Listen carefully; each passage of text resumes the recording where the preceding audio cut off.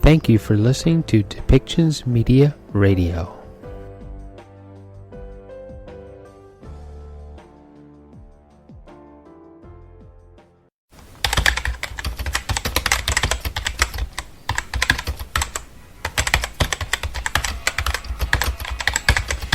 Welcome to Policy and Rights, the show about human rights and government policy.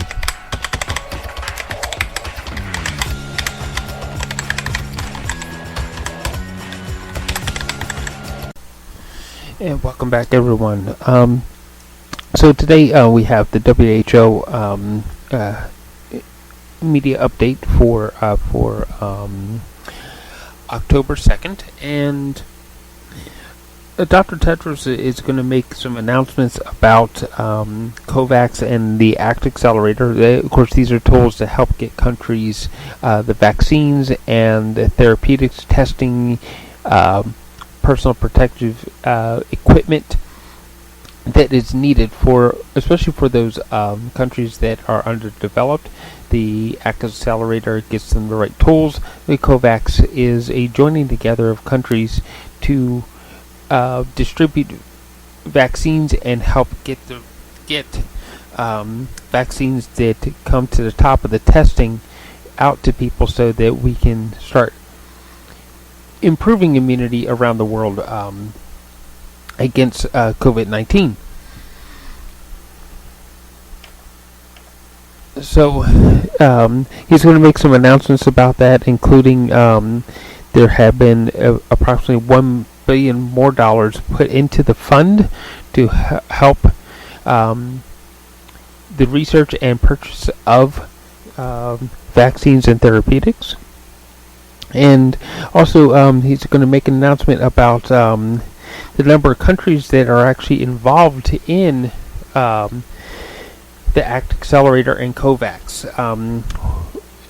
At 168 countries that are confirmed, and 25 more countries after that that are still in the process of joining. So, congratulations to the WHO for making such strides in these efforts, and these efforts will also help improve global health. You've probably also heard reports that about the White House. Donald Trump has tested positive for COVID-19 and is also experiencing symptoms. And there are other aides and people within the White House that have also tested positive and showing symptoms, thus possibly forming a cluster or outbreak within the capital of the United States. So let's move on to what the Dr. Tedros and the WHO, including Maria Van Kerkhove and Mike Ryan, have to say about everything. Hello, everybody. I am Fadela Shaib, speaking to you from the Geneva WHO headquarters and welcoming you to our global COVID-19 press conference today, Friday, October the 2nd. I'm sorry for the delay in starting this press conference. Today, the briefing will focus on the COVID-19 epidemiological situation and overview. Before we go deep in developing this important aspect, Dr. Tedros, our Director General, will address you first.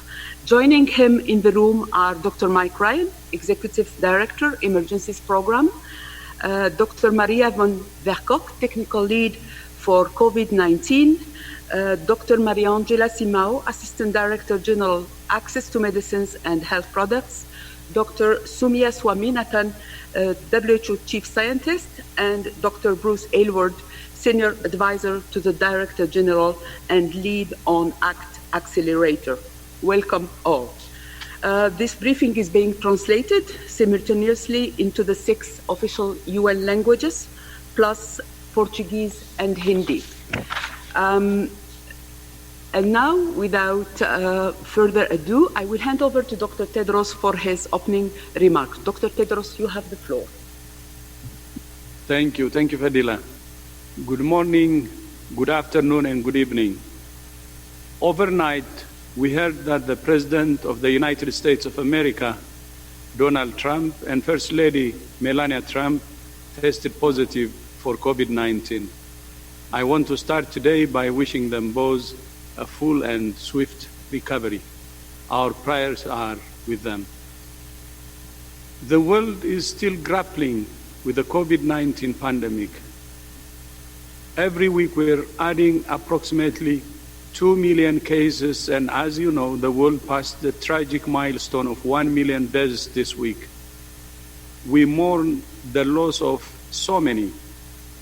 At the same time, we continue to support all countries to prevent infections and save lives. There are roughly 4 different situations that countries are currently facing. First, some countries jumped on the virus quickly and have avoided large outbreaks.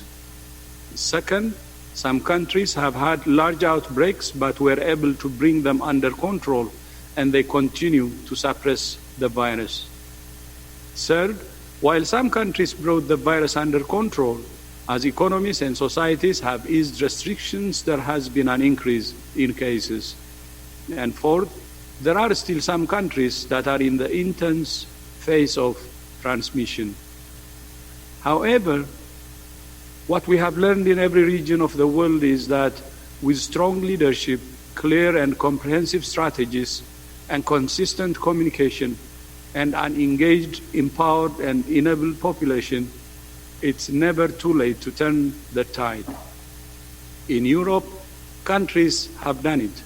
In Asia, countries have done it. In the Pacific, countries have done it. In the Middle East, countries have done it. In Africa, many countries have done it. In the Americas, countries have done it. And in the Pacific, countries have done it. In every region, countries have been able to develop a collective blueprint for suppressing the virus and working to save both lives and livelihoods. WHO will continue to support national action plans through our regional and national country offices and spread these lessons of success across the globe.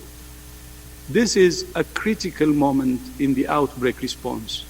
We urge every single leader to strengthen their response, put targeted measures in place that we know can suppress the spread, ensure that health systems and workers are protected, and saves lives. For us all, the fastest way for us to get through this is to act together. If we all keep doing the basics, physical distancing, hand washing, mask wearing, coughing and sneezing safely away from others, avoiding crowds, and keeping windows and doors open when you can't meet friends and family outside, together we will suppress this virus. And when we are able to successfully control it, it's important governments keep going. Stay vigilant and be ready, and keep investing in your national health systems, including contact tracing. As well as focusing on their own national context, it's important to also drive global solidarity by investing in global public goods. This week, we were pleased that countries stepped up and announced $1 billion of new funding for the ACT-Accelerator, which is driving progress on diagnostics, treatment, and vaccines. On Monday, we announced that WHO had approved our first antigen-based rapid diagnostic test for emergency use listing and had secured supply of 120 million tests for use in low and middle income countries. The emergency use listing procedure streamlines the process by which new or unlicensed products can be used during public health emergencies. It's designed to provide information to procurement agencies and member states using an essential set of quality, safety, and performance data provided by the company. Today, we're pleased to announce that we have finalized approval for a second antigen-based rapid diagnostic test to be granted emergency use listing. These tests are simple to use. and provide reliable results in approximately 15 to 30 minutes, rather than hours or days at a lower price. And we have also published today a call for expressions of interest for manufacturers of COVID-19 vaccines to apply for approval for pre-qualification and/or emergency use listing. Like with the new rapid tests, WHO looks forward to receiving expressions of interest for COVID-19 vaccine. Then through our ACT-Accelerator and COVAX facility, we will ensure that any vaccines that are proven to be safe and effective are rolled out equitably across the world. I have said it before, but it's worth repeating. Sharing finite resources from tests to therapeutics to vaccines isn't charity. It's the smart play for all countries, as it will ensure that they can protect those at most risk, like frontline health workers, and ultimately across the world, this is the strategy to save lives, stabilize health systems, and ensure a truly global economic recovery that helps us to recover together. I'm pleased to say that 168 countries have now joined COVAX, and another 25 have told us they will do soon. This sends a very powerful message of solidarity across the world, that we are uniting to end this pandemic for the sake of all humankind.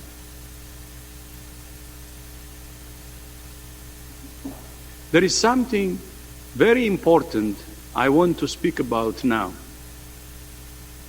I want to address some of the disturbing news from the Ebola response in the Democratic Republic of the Congo regarding reports of alleged sexual exploitation and abuse by people identifying themselves as working for WHO.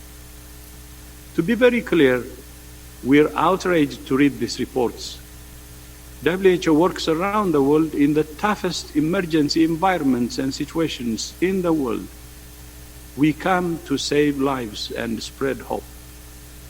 The betrayal of people in the communities we serve is reprehensible. We will not tolerate behavior like this from our staff, contractors, or partners. Anyone identified as being involved will be held to account and face serious consequences, including immediate dismissal. I have initiated an investigation of the specific allegations as well as broader protection issues in health emergency response settings. WHO has a zero-tolerance policy with regard to sexual exploitation and abuse. I take these reports very seriously, and I will have more to say on this very soon.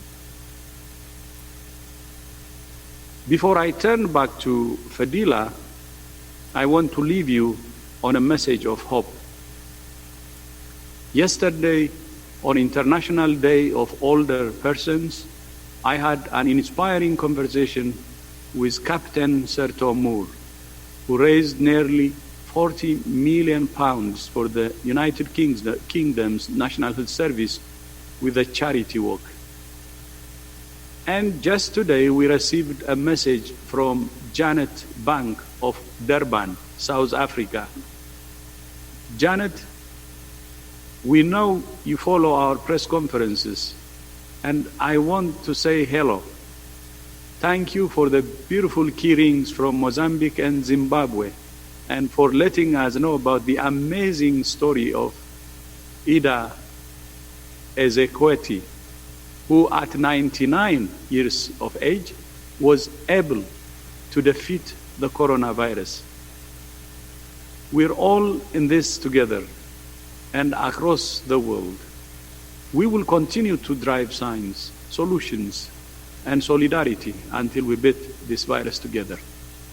So from myself, Mike, my general, Maria, and thank you also for sending another one to my daughter, and to Gabi.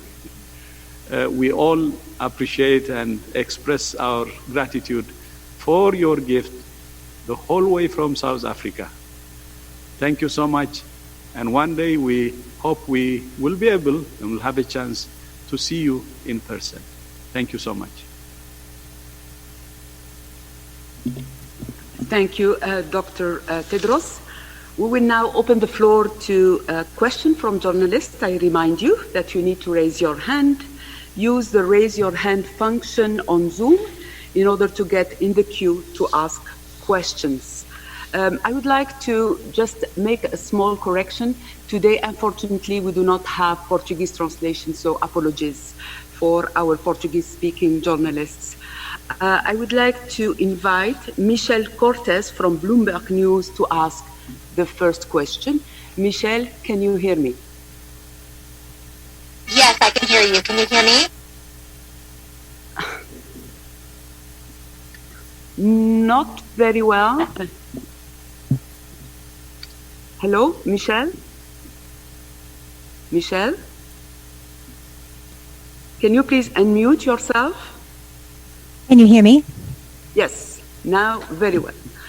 Perfect. Thank you so much. Yes, I wanted to ask you first if you can walk us a little bit through the case fatality rates that we're seeing here, the most updated numbers, of course, around the ages of, say, 60 and 70. Wondering, of course, I know you won't want to speak specifically about President Trump, but just what expectations are given the circumstances and whether or not the amount of social distancing, mask wearing, that type of thing that we're seeing at the White House is appropriate. And then on a completely different topic, a question on why Spain has had such a severe outbreak while Italy hasn't at this point. Thanks. Thank you, Michelle. I would like to invite Dr. Maria van Kerkhove to take your first question. Thanks very much for the question. So the estimates of the case fatality ratio, which is the estimates of the number of cases of deaths over the number of cases of reported to date, vary greatly by country. And they vary greatly over time. One of the things we know about the risk for severe disease and death is if you have underlying conditions, if you are of older age, above 60, above 70, above 80, you have a higher risk of death. What we're looking at in terms of the case fatality ratio, it's a crude estimate because estimates of mortality are underrepresented at the present time. And so they're crude. That's why I say that they're crude. And they vary by country. In some countries, it's less than 1%. In some countries, it's over 20%. But we do know that the case fatality ratio increases by age. The other measure that we look at is what's called the infection fatality ratio. And this is the number of deaths divided by the number of total infections. And you've heard me say before, there are some estimates of the infection fatality ratio, which overall is around 0.6%. But that also increases dramatically by age. And so what we advise, as we have advised from the beginning, is a comprehensive approach to not only prevent people from developing severe disease and dying, but also to prevent infections. Because the more infections we have, the more opportunity there is for those infections to reach people of older age who are at a higher risk of dying.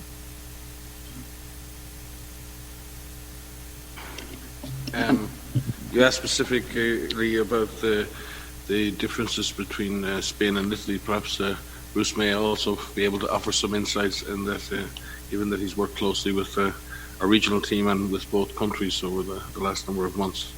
I think it's very difficult to compare countries at any particular moment because the evolution of their epidemic is at different stages. Clearly, Italy, way back earlier in the pandemic, was perceived to have done badly because it was hit badly and taken unawares.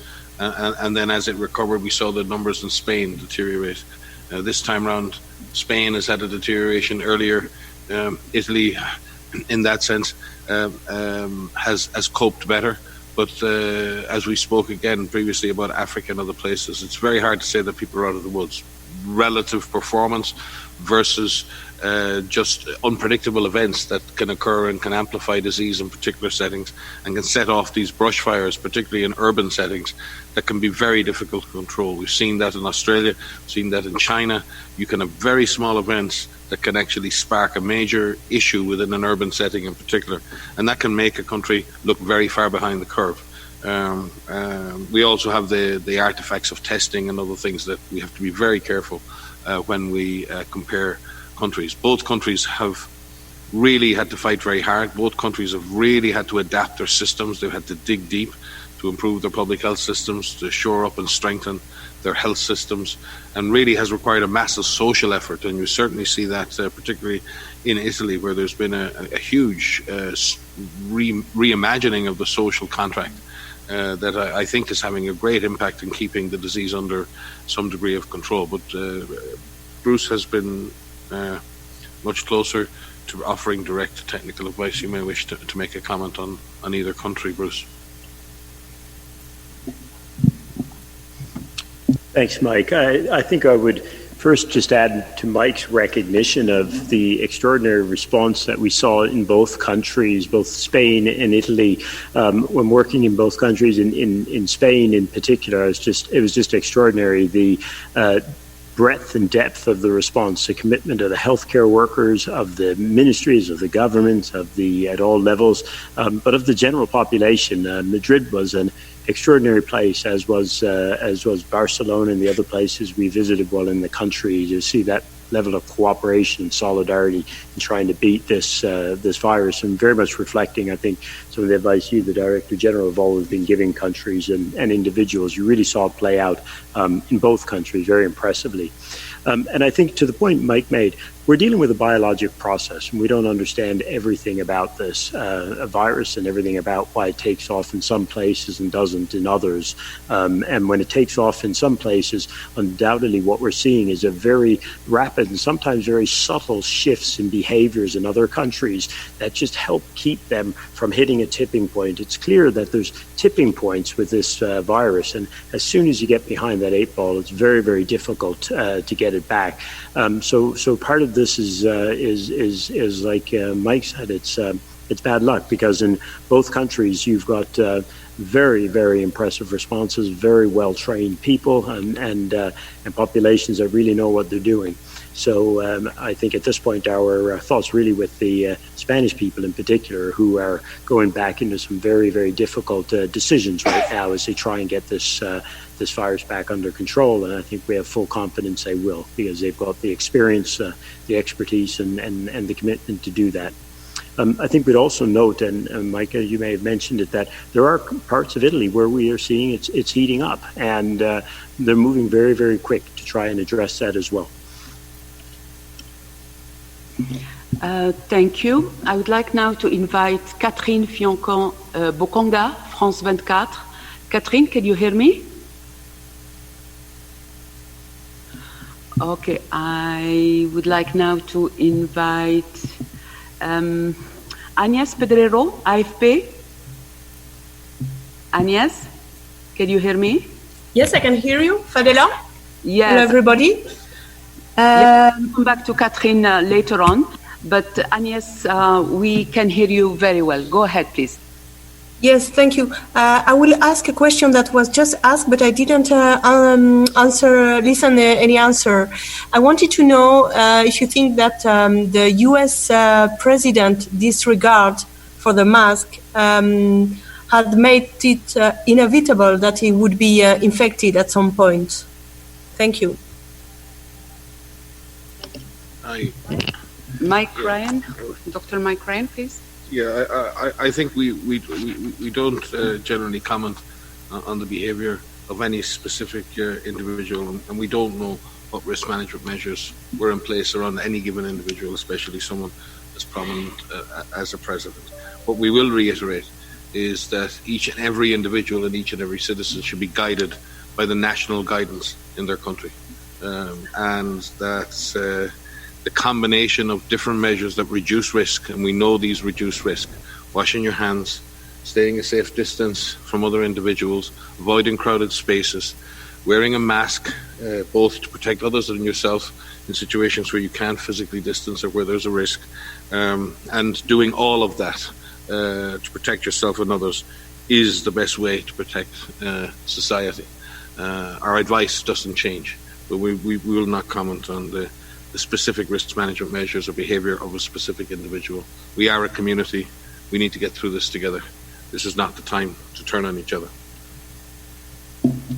Thank you, Dr. Ryan. I would like now to call for the second time Catherine Fioncon-Bokonga from France 24. Catherine, can you hear me? Yes, Fadela, thank you so much. This time I got the sign to put my sound. Thank you. Good evening to all of you. I would like to come back to the allegation of sexual abuses by Ebola aid workers, as I know that Dr. Mike Ryan and Dr. Tedros did follow very closely what happened in the fight against Ebola.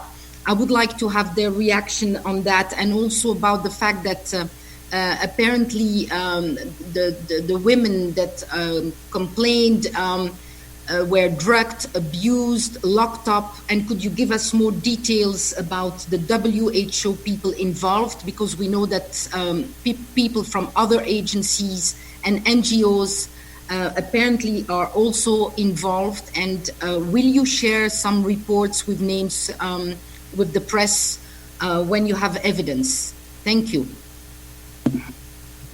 Thank you, Catherine. Dr. Ryan? Thank you.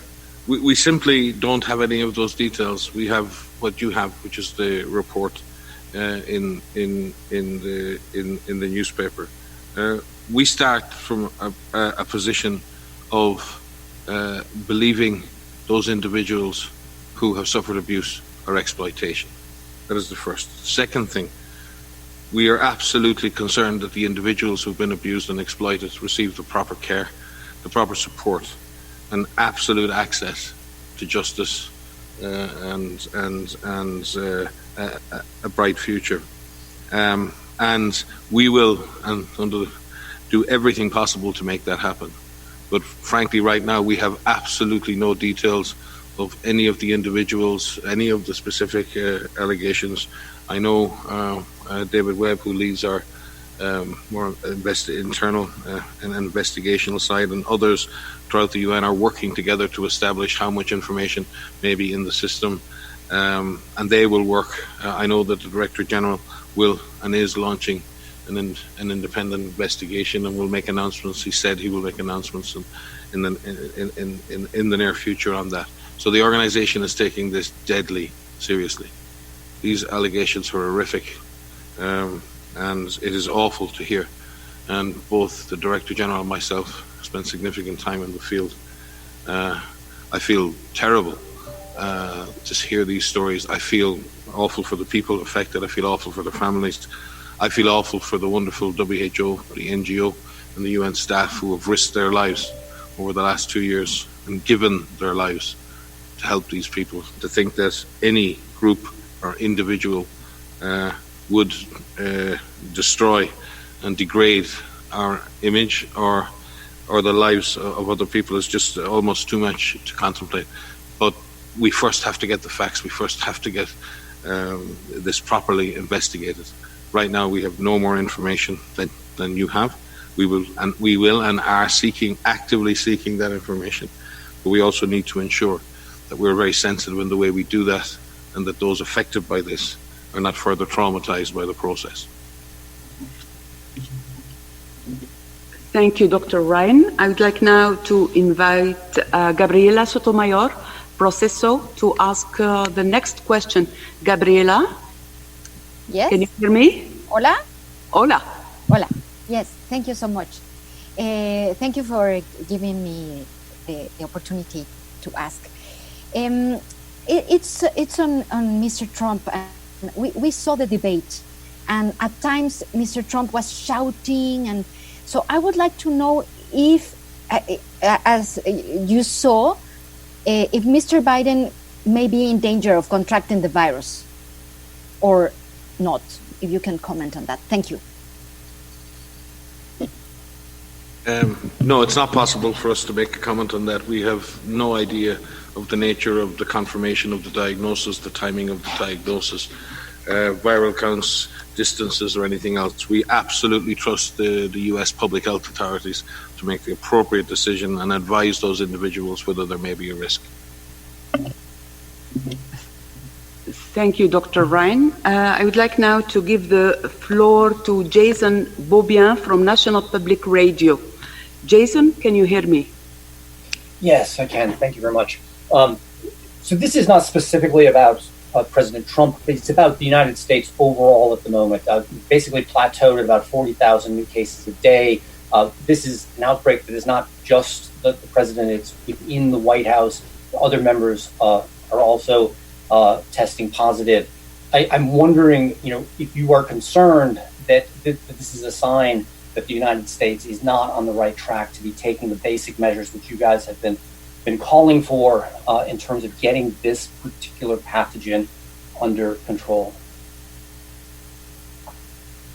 I think we've seen all around the world, many political and other leaders have been impacted by this disease. And they deserve the same care and consideration as any other citizen as they suffer the consequences of the disease and recover. 2 cases in the classic epidemic dictionary, 2 cases of any disease that are linked in space and time can be considered to be an epidemic or a cluster. There clearly is a cluster of cases occurring in that scenario. It needs to be properly investigated, and those individuals who may be at risk need to be advised. The necessary quarantines need to be put in place. This is the epidemiology 101, and quite frankly, many of our colleagues in the US and the CDC in the United States taught the world epidemiology 101. And I think in this case, there is no reason why the United States of America cannot control this disease, turn a corner, get this disease under control. But that requires work. Corners don't turn by themselves. They need to be turned in the case of biologic processes, as Bruce said. You've got to fight the virus. You've got to push the virus down. You've got to protect individuals. You've got to save lives. That costs. It costs effort. It costs commitment. It costs transparency. It costs honesty. And it costs a sustained support to get that job done. If we don't see that in countries all around the world, countries are going to go through a tougher experience, particularly in the Northern Hemisphere. Bruce spoke to that effort that we've seen in places like Spain and Italy. No response is perfect. Mistakes get made. The virus is unpredictable. There is no absolute guarantee at any moment in the response. But what is needed is effort. What is needed is a sustained, all of government push to control this virus, to protect vulnerable populations, to reduce mortality, and to build the confidence of our communities, both to be able to live sustainably with this virus and protect our social and economic lives. Thank you so much, Dr. Ryan. I would like now to give the floor to a journalist calling us from Georgia. Konstantin, can you hear me? Press Georgia. Konstantin? Yes, can you hear me? Yeah, very well. Thank you. Yeah. Thank you. I pressed Konstantin, press Georgia. My question is, it seems that people suffer more in the areas where the environment is more polluted and the diets are less plant-based. Several researchers suggest that the presence of free radicals increase the mortality rates and that the presence of antioxidants helps to decrease mortality. In your opinion, should research in this direction be supported internationally and by your organization to bring more conclusive results? Konstantin, do you mind repeating your question? It wasn't very yes, of course. The beginning. Yes, of course. I repeat full question, okay. It seems that people suffer more in the areas where the environment is more polluted and the diets are less plant-based. Several researchers suggest that the presence of free radicals increases the mortality rates, and from other side, and that the presence of antioxidants helps to decrease mortality. In your opinion, should research in these directions be supported internationally and by your organization to bring more conclusive results? Konstantin, thank you for this question. I would like to invite Dr. Swaminathan to answer it. Dr. Swaminathan, you have the floor. Thank you. Thank you for that very, very interesting question. And you actually highlight something that the WHO has been saying a lot over the last couple of years. Since we had our 5-year strategic plan, the GPW 13, we talk about a whole pillar of wellness, not just the absence of disease or focusing on healthcare delivery, but how do you promote health and well-being? And that's by paying attention to the kind of things that you're talking about. Air pollution is very important. 9 out of 10 people today in the world live in areas where their air quality is not fit for breathing, is not healthy. Inadequate diets. We know that there are 800 million people worldwide who are hungry and undernourished, but many, many more who suffer from micronutrient deficiencies, who do not get a balanced diet. Safe water and sanitation. These are the factors, the risk factors that actually determine one's health. And therefore attention to them is very important. They make you more susceptible to all kinds of diseases, both communicable and non-communicable diseases. So whether it's COVID-19 or other diseases that we're talking about, our aim is to have a healthy population and to increase not only longevity, but to improve healthy longevity. And therefore, I think the points that you mention about air pollution, about adequate diet and nutrition, about physical exercise, and safe water and sanitation are extremely important. And looking ahead, these are exactly the areas we should focus on. Now, very specifically, you asked about whether there should be more research on this, and absolutely there should be. And the WHO, as you know, produced a research roadmap in February, which we've been updating, that actually identified many of the knowledge gaps and research priorities. And we encourage research both into risk factors and where prevention efforts can be focused, but also into therapeutics. And the only way to know whether antioxidants or any other drugs actually would improve outcomes for somebody who already has COVID is by doing clinical trials. So clinical trials for treatment, clinical trials for prevention, these are very important when we think about very specific interventions. But many of the factors are broader and that affect communities as a whole. And those are things that communities, societies, and governments need to work towards improving. Thank you. Thank you, Konstantin, and thank you, Dr. Swaminathan. I would like now to give the floor to Laurent Siero from ATS, the Swiss news agency. Laurent, can you hear me? Yes, can you hear me, Fadela? Yes, very well. Go ahead, please. Thank you, and thank you for taking my question. I'd like to come back to DRC. Besides the independent investigation that was launched, have you already identified internal process that might have failed and that should be reviewed? Thank you. WHO has been working on a number of processes, both to reduce the risk of sexual exploitation and abuse, and also to deal with its consequences. The most important thing we need to do is make sure that our organization or any other is not in any way associated with or engaged in that. And there are lots that has been done in terms of mandatory training of staff and on monitoring of having SEA focal points within the organization, hiring SEA specialists, and driving that whole culture through the organization, because it's about an organizational culture, number one, of prevention, of reporting, of whistleblowing or whatever is needed, and then the confidential and protected mechanisms by which staff or others can make reports into the system and know that there are no consequences to that for them. And we do have a completely parallel mechanism. We have independent mechanisms which report directly to the Assembly and the governing bodies that are there and are in place to deal with issues like this. But certainly, I am sure as we go through this process, we will find shortcomings and we will find areas in which we need to improve our performance and tighten up on the mechanisms. Clearly, if it is found that WHO staff were involved in this type of behaviour, then clearly something has not worked.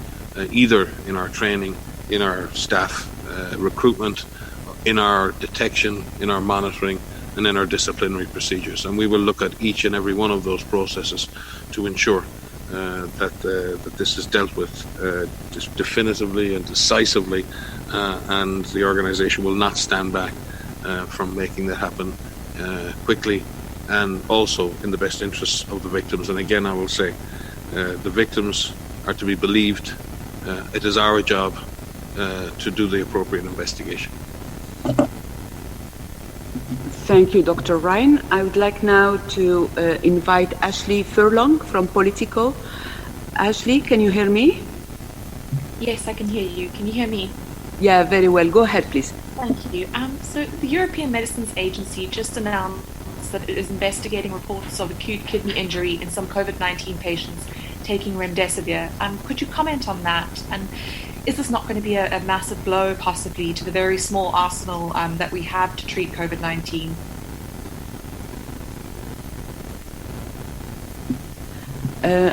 Ashley, can you just repeat your question? You were very quick. Yes, sure. So the European Medicines Agency has announced that they're investigating reports of acute kidney injury in some patients taking remdesivir. I just wanted to know if you could comment on that. Dr. Swaminathan, if you want to take this question, or Dr. Simao? We are collecting data on all the investigational drugs. As you know, we maintain a living review and a meta-analysis of all the ongoing trials. And remdesivir is still being tested in trials, and at the same time, of course, it's also being used to treat patients on an emergency authorization or a compassionate use basis. So we will be reviewing this periodically. I have not heard specifically about this particular report from the EMA, but we can certainly investigate and come back to you on that. Thank you, Dr. Swaminathan. I would like to introduce one of our experts. Yes, Emer Cook, who would like to add some comments to this question. Dr. Emer Cook, she is the Director of Pre-Qualification and Regulation at WHO. Dr. Cook, you have the floor. Yeah. Thank you very much. Yeah, just to say that we are in very close contact with the European Medicines Agency, and we follow any investigations that they are doing. As far as I understand, this investigation is at an early stage of development, but we will be in touch and make sure that we follow up and liaise in terms of the trials that are ongoing. Thank you. I would like now to invite John Zarakostas, France 24, English service, to ask the next question. Yes, John, hello. can you hear me? Yes. Hello? Yes. Yes, I can hear you. Yes. Go ahead, good please. afternoon. Firstly, I'd like to get some comments from the experts around the podium on the press release by WHO Africa on the 24th September that said a mix of socio-ecological factors might be behind the lower infection rates on the continent, and it listed among the factors hot and humid climate along with low age groups, etc. That comes as news to me. Is there any evidence behind this? Thank you.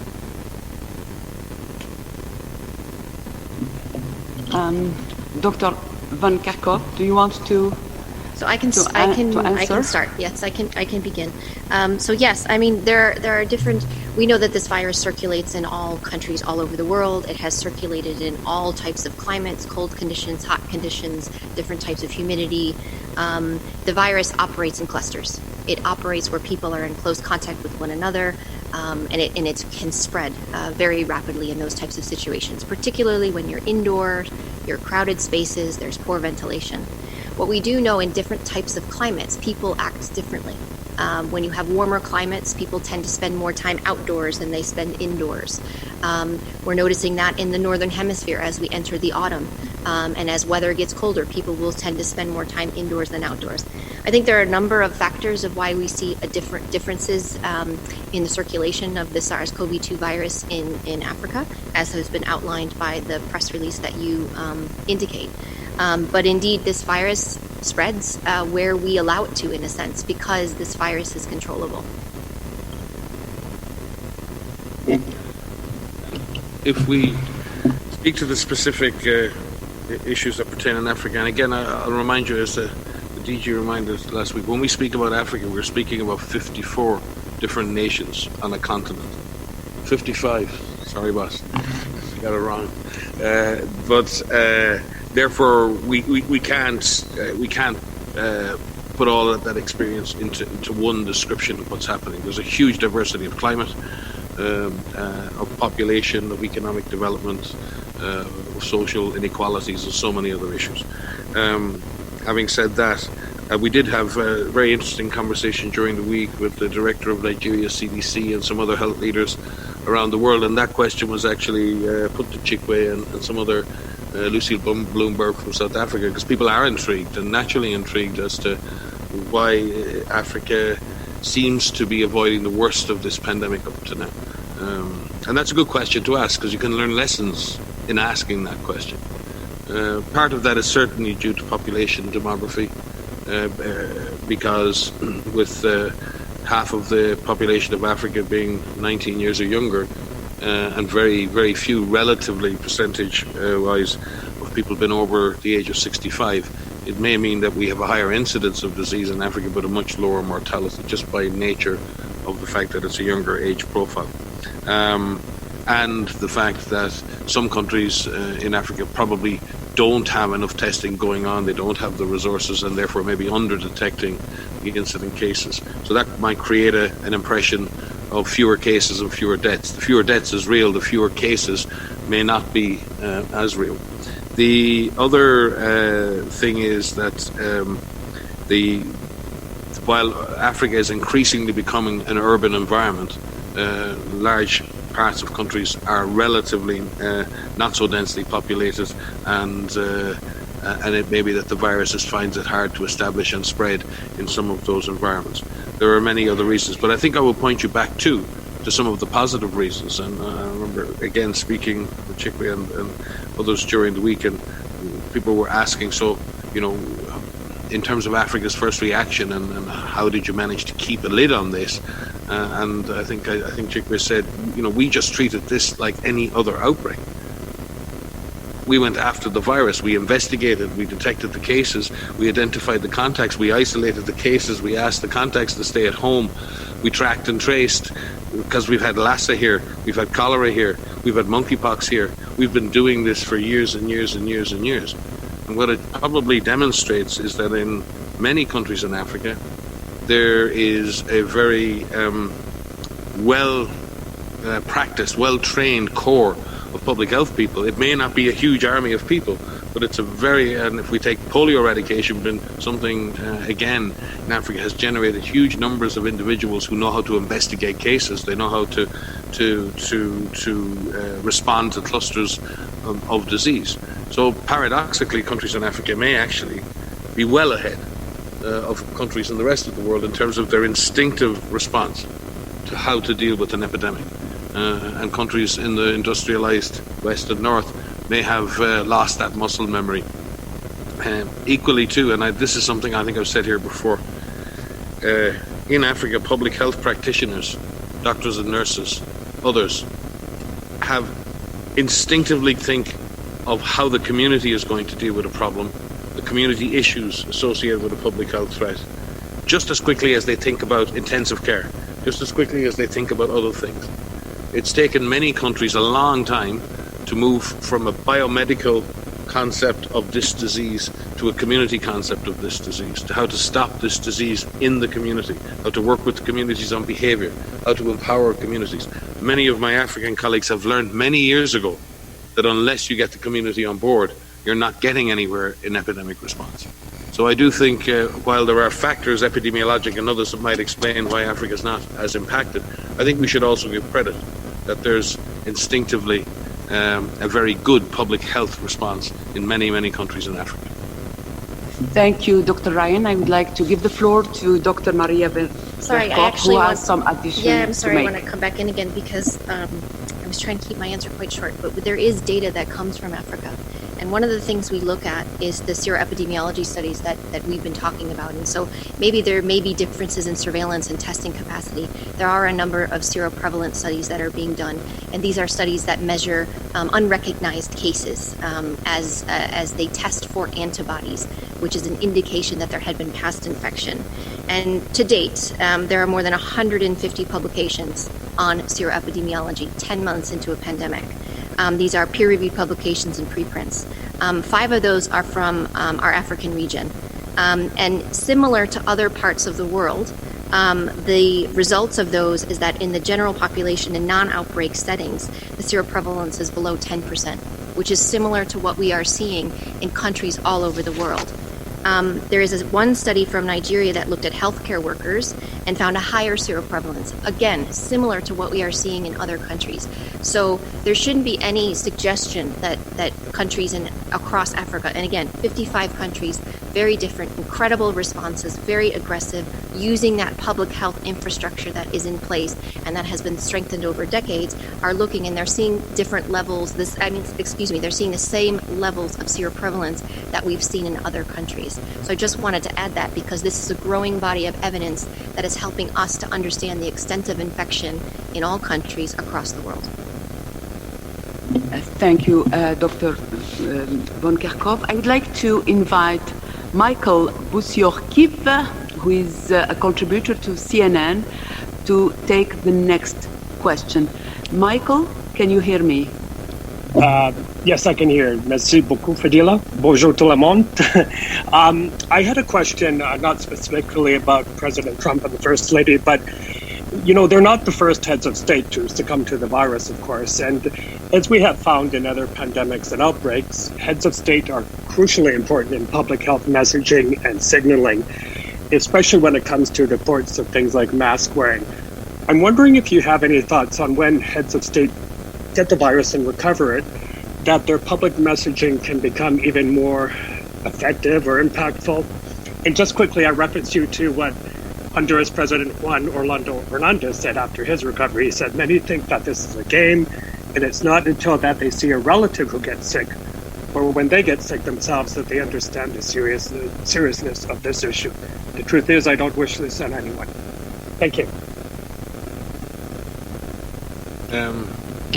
Yes, thank you. I'm not sure that was a question, but it's again, we wish the President and his partner well, like we would wish anyone facing this disease well. This is a nasty virus, and this virus can cause severe disease, particularly in older individuals with underlying conditions. So we wish the President and his partner well in this process, and anyone else who's affected within that cluster. Disease can be transformative. We've all been through things in our lives, health events that transform our lives, whether we want them to or not, and therefore, and other things that allow us to learn and absorb lessons from our lives. We want everyone possible in the world. We want all public leaders, particularly leaders of great countries, to lead us and to give us hope, to give us certainty, to give us truth, and to give us a chance to fight and win against this disease. So it is never, ever, ever too late for that to be true. And therefore I hope that all leaders around the world in health, in medicine, in politics reflect upon what we're all facing, and that we can all come together to fight this disease, and particularly to be very practical, to each government to invest enough in its community, in its surveillance, in its clinical care, so we can bear the burden of the disease for now and push the disease to the lowest possible level. But as well, and I say this quite clearly, there is a solution potentially coming down the line. There is huge innovation developing the vaccines, the therapeutics, and the diagnostics that we need. There is a barrier between us and that achievement. And it is a relatively small amount of money when we think about what has been spent and what has been drained from our collective pocketbooks from the global economy. This vaccines particularly don't offer an absolute final guarantee of getting this done, but they're a massively important tool as they've proven themselves to be in the past. So I would say fine words are fine, and we need those words, but what we need now is action. What we need now is investment, and what we need now is solutions. And I hope everybody can reflect right now as we send our best wishes to the President and the spouse, that we can redouble our efforts, find the right investments, and get this job done.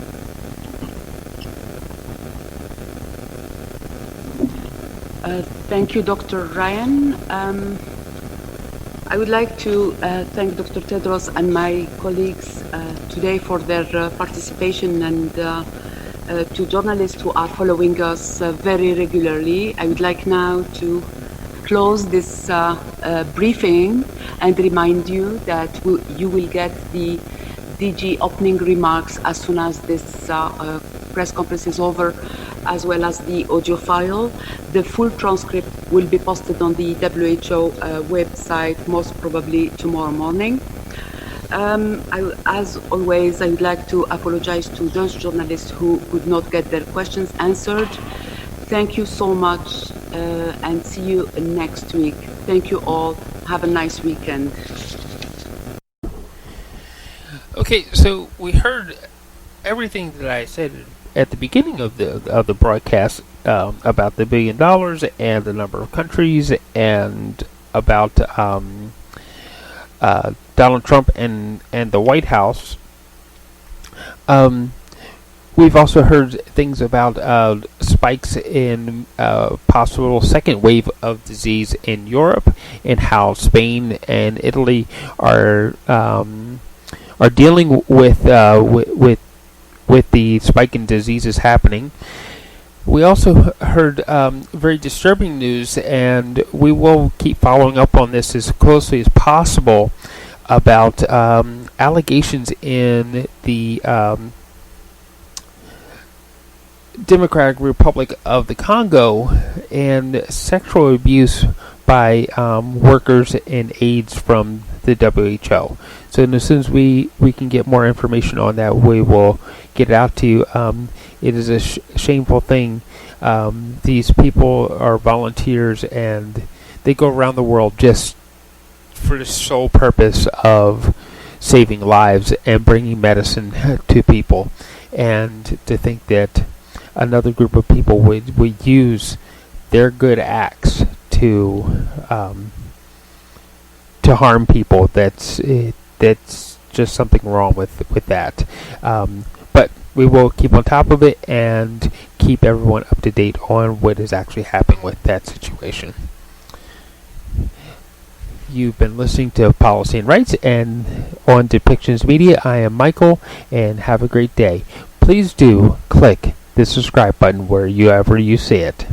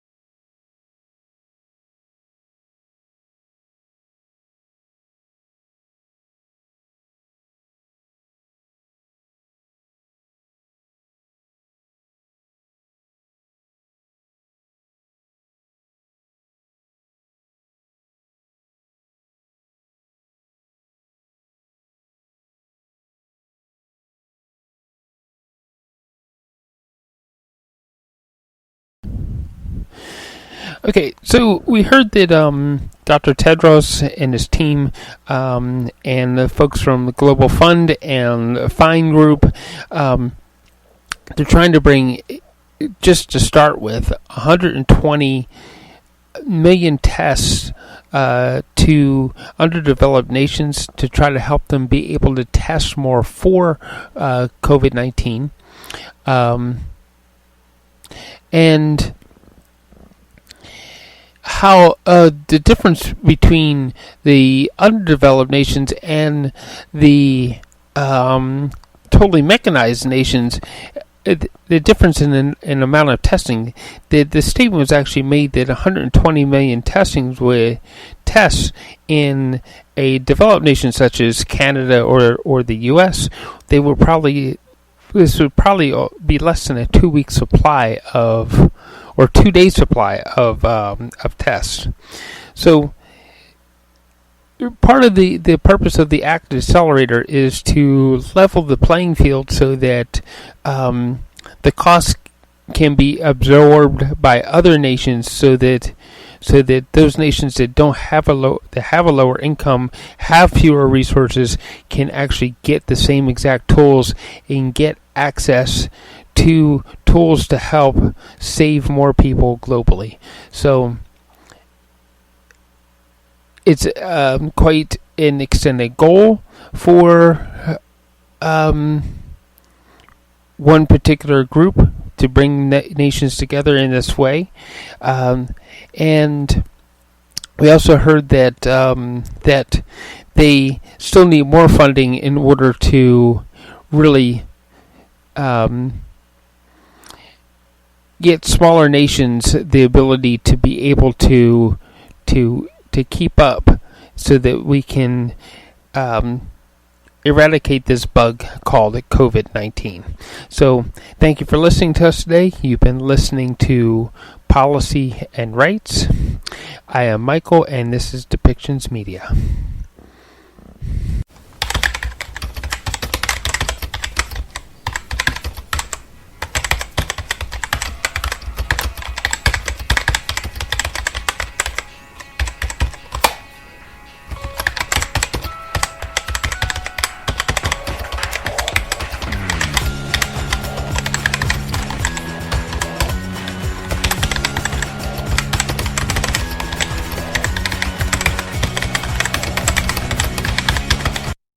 This show has been produced by Depictions Media. Please contact us at depictions.media for more information.